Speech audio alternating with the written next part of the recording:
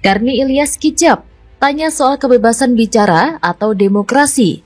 Jokowi, kebebasan apa yang kurang? Presiden dicemooh tiap hari biasa saja, kadrun auto mingkem. Ditulis oleh tim redaksi jurnal, dikutip dari berbagai sumber. Tapi masih banyak publik, terutama juga dari survei, yang menganggap bahwa kebebasan berbicara masih kurang. Kebebasan apa yang masih kurang? Orang memaki-maki presiden, orang menghina presiden, orang mengejek presiden, orang mencemooh presiden juga tiap hari kita dengar. Dan bisa dibaca tiap hari. Orang mendungu-dungukan presiden juga kita tiap hari kita dengar, kita lihat. Biasa aja, mau seperti apa lagi sebetulnya kita inginkan. Demokrasi yang sangat liberal sekali menurut saya kita ini, meskipun kita ini orang timur. Saya mau katakan bahwa di negara mana sebebas seperti Republik Indonesia ini, orang dicaci maki, orang dibully, orang dihujat, pencemaran nama baik, segala macam dilakukan di negeri ini. Ada satu majalah hebat di Republik ini, membuat bayangan hidung Jokowi itu seperti hidung Pinocchio. Ya? Pinocchio. Tahu nggak itu? Apa yang hendak dilakukan? Saya bilang, Pak, ini kalau pada zaman Soeharto selesai Anda kawan. Semua kejahatan kalian dalam mencemarkan nama baik orang, itu sampai kepada pribadi Joko Widodo, dia telah memberikan maaf kepada Anda semua. Apakah merasa lebih hebat karena sudah memperoleh Presiden Republik Indonesia? Presiden Jokowi bukan hanya presiden bagi para pemilihnya, tapi adalah presiden seluruh rakyat Indonesia. Selayaknya setiap warga bangsa mempunyai etika untuk menghormati kepala negara.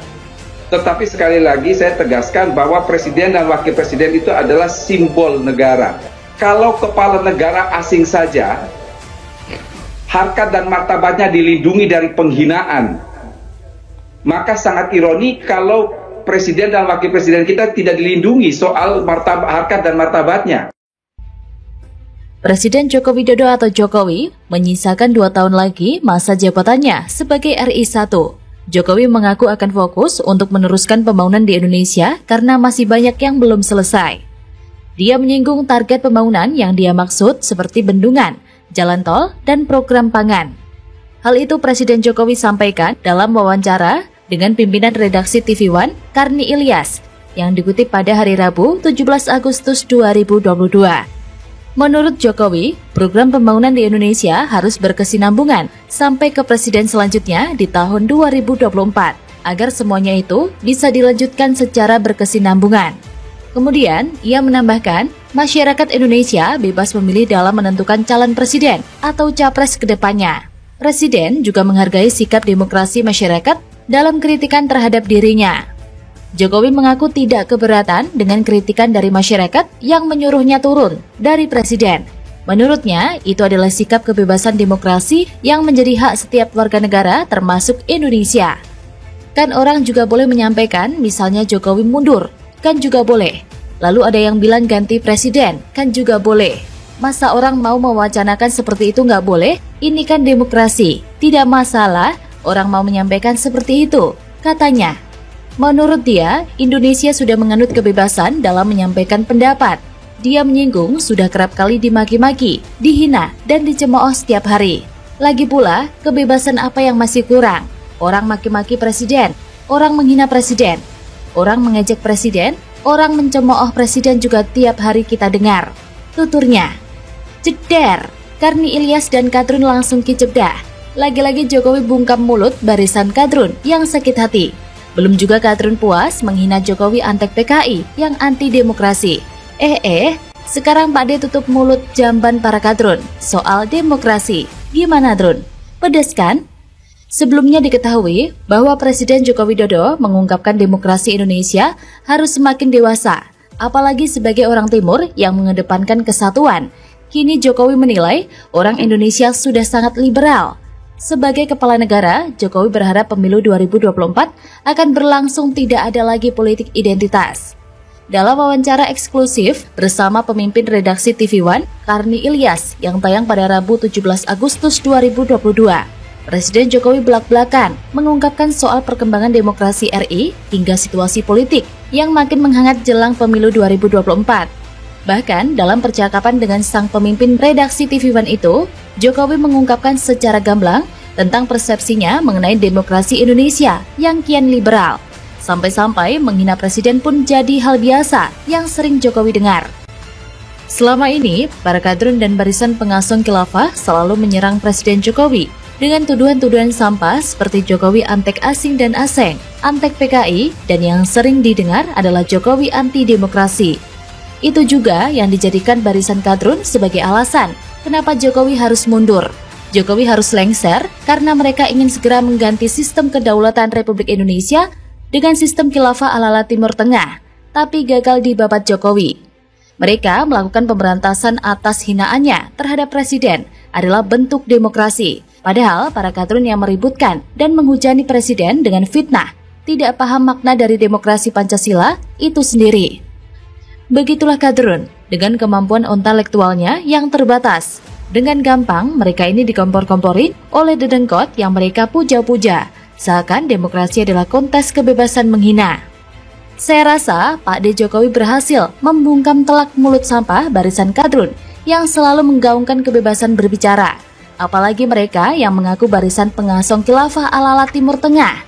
Pastinya pernyataan Jokowi ini tentu menjadi bantahan atas tuduhan yang selama ini Presiden terima. Dan tak lupa, apa yang disampaikan Jokowi kali ini adalah warning bagi kadrun agar menutup mulutnya. Goreng isu terus, kader Partai Demokrat sebut mesin propaganda rezim Jokowi top notch. Orde Baru gak ada apa-apanya, ditulis oleh tim redaksi jurnal dikutip dari berbagai sumber. Seperti bara dalam sekam yang tak pernah padam, gejolak halusinasi kader Partai Demokrat semakin menjadi-jadi. Setelah kadernya Chris Wamea menggoreng isu Jokowi adalah pembenci ulama, kini politisi Demokrat Ardi Wirdamulya ikut menggoreng isu propaganda rezim Jokowi lebih top ketimbang masa Orba. Politisi Demokrat Ardi Wirdamulya menilai mesin propaganda di zaman Presiden Joko Widodo alias Jokowi ini sangat luar biasa. Bahkan menurut dia, mesin propaganda di era Jokowi ini mengalahkan era Orde Baru atau Orba. Hal itu disampaikan melalui akun Twitter @awemani, seperti dikutip pada Minggu 31 Juli 2022. Ardi Wirdamulya mengatakan hal ini sebab menilai bahwa mesin propaganda di zaman Jokowi berhasil masuk ke pusat ketakutan pada golongan lain, bukan ke negara. Ardi Wirdamulya melanjutkan bahwa setelah pertengahan 1970-an, kekejaman komunis Orde Baru cuma tinggal cerita. Ia menyebut setelah itu tidak ada lagi teror-teror baru yang bisa diatribusikan ke gerakan komunis. Gak ada bagian masyarakat yang takut dan benci pada komunis. Seperti hari ini, orang takut dan benci sama Islam konservatif, katanya. Di zaman Orde Baru, lanjut Ardi Wirdamulya, musuhnya jelas adalah fasisme negara dengan instrumen preman dan organisasi masyarakat pemuda. Sedangkan zaman sekarang, negara dianggap sekutu untuk melawan hal yang menakutkan, termasuk 6 orang dibasmi oleh aparat, tapi sebagian masyarakat malah tepuk tangan. Adapun 6 orang yang dimaksud, politisi Demokrat tersebut adalah anggota Laskar FPI, yang beberapa waktu yang lalu sempat terjadi baku hantam dengan aparat kepolisian. Ardi Wirdamulya lalu menyinggung soal unggahan orang-orang di media sosial yang mengolok jilbab hingga membenci ulama. Menurutnya, orang-orang ini bukan hanya orang bayaran, melainkan orang biasa yang otaknya telah dicuci. Orang yang bencinya ke HRS atau UAS, sampai ke ubun-ubun itu, ya nggak harus basar RP.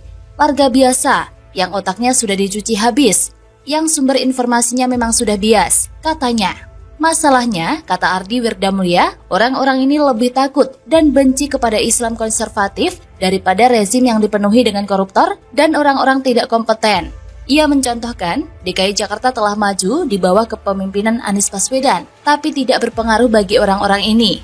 Orang-orang seperti ini, lanjut Ardi Wirdamulya, akan tetap memilih capres yang dulu terindikasi mendapatkan duit suap. Terakhir, Ardi Wirdamulya mengaku akan terus berusaha untuk menyeru pada akal sehat mereka. Menurutnya, ketakutan yang dirasakan masyarakat adalah hasil propaganda dan cuci otak rezim Jokowi. Mulai deh penyakit kader Demokrat satu ini, kambuhan lagi halusinasinya. Sejak kapan Jokowi mengadu domba ulama dengan rakyat? Ulama seperti apa yang dimaksudnya? Lagian, bukannya nggak kebalikan ya? banyak ulama-ulama garis keras sering membenturkan rakyat, terutama umat muslim, dengan pemerintah. Jika model ulama-ulama radikal dan intoleran seperti MRS, UAS, HRS, Felix Yao, Sugi Nur, dan semua ustadz aliran Wahabisme, tentu rakyat yang bakal sehat akan memusuhi mereka. Dan seperti biasa, barisan sakit hati seperti kader partai nol nalarnya ini, ketika menyerang pemerintah, selalu mudah dipatahkan. Ardi Wirdamulya hanya meluapkan emosi kekesalan terhadap Jokowi lantaran ingin mencari perhatian. Lagian, gelagatnya juga ketahuan tuh, belain 6 anggota Laskar FPI yang terindikasi jadi pemberontak negara. Jika Jokowi benci dengan ulama, lalu membuat adu domba dengan rakyat, atau menurut kader Demokrat rezim Jokowi lebih top propagandanya ketimbang masa Orba, adalah salah besar dan fitnah. Jokowi memiliki wakil yang seorang ulama besar, yaitu Kiai Ma'ruf Amin. Tidak pernah ada satu jejak digital pun yang memberitakan adu domba ulama versus rakyat yang dilakukan oleh Jokowi, kecuali berita bohong dan hoax yang diciptakan kaum kadrun. Apalagi si Andi ini adalah bagian dari Cikeas yang selalu menjadi rahasia umum keluarga ini membela ormas radikal. Jadi jelaslah motif pernyataannya ngarah kemana. Bagaimana menurut Anda?